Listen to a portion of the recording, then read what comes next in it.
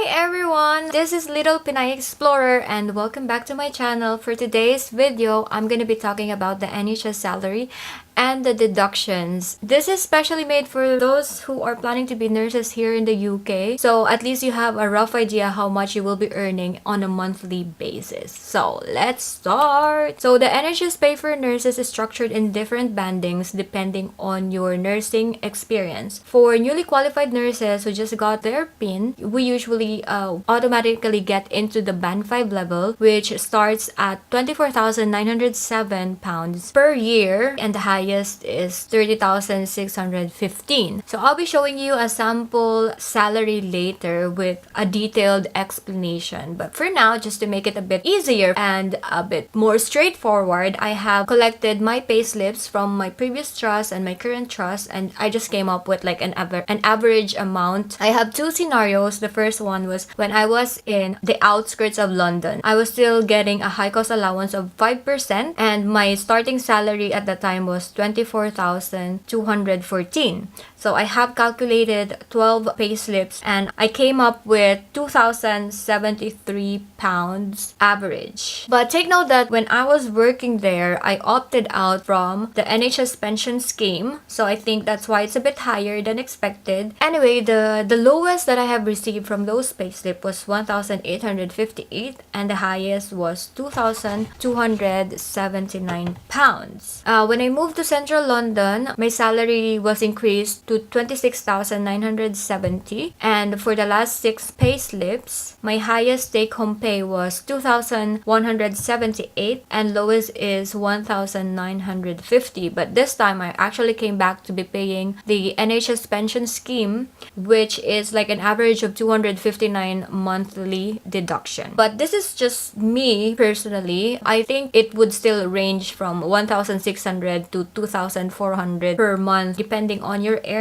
So now let's have a look at a simple pay slip from my previous trust back in 2019, where my salary was 24,215. If we divide it by 12 months, we get the monthly basic pay of 2,017.83. And since we are working in a not so normal schedule, you will get extra for that. So in this pay slip, I had 3 weekday nights and 3 Saturday nights, and the reason why I got paid for Sunday is when you work on a Saturday night, technically most of the hours there belong to Sunday already, from 12 midnight to 8 a.m. French is the high cost allowance, and since I was in the outskirts of London before, I was still getting 5% more. If you're working in central London, you'll get 20% French pay, and for those working in the countryside, you won't get this, but you'll probably have a more peaceful life with your family and a cheaper mortgage if you're planning to get a house of your own. WTD is the Working Time Directive, and it isn't clear for me, but I'd like to interpret it as an additional pay to give justice for working unsocial hours like long days and night shifts and weekends. Now that's all the good parts. Let's move on to the not so good parts, which is the deductions. And these are mainly the national insurance and the tax.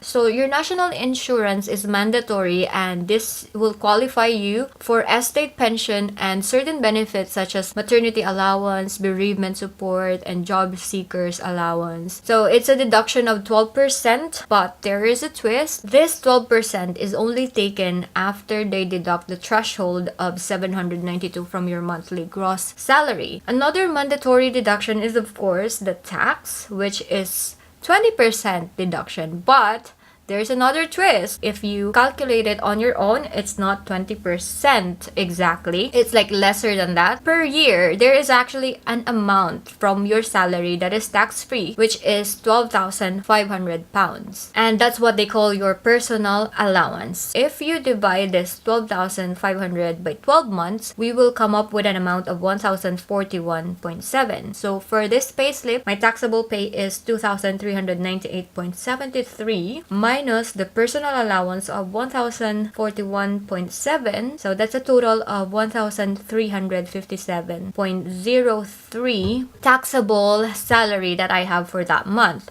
So if I take 20% from this, that's why they came up with this amount for the tax deduction. And it's a bit complicated, but it is what it is. And not a lot of people understand it really. So if you don't understand it, it's okay. It's not only you, it's a lot of us. So you're not alone. The next one is the NHS pension. The NHS pension depends on the salary that you're getting. For us nurses, we usually are on the 7.1 to 9.3% deduction. This is actually not mandatory. You can opt out from it. But they said that it's a really excellent value and it's gonna secure your future after retirement. You can have lump sum and you'll be getting pension for until you die. I just joined again when I transferred and I think it's gonna be worth it. So that's it, guys. That's the end of my vlog, and I hope you have learned something from today, and I hope you subscribe to my channel.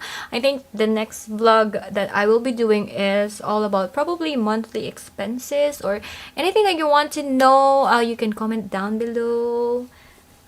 Okay, I'll see you on my next vlog.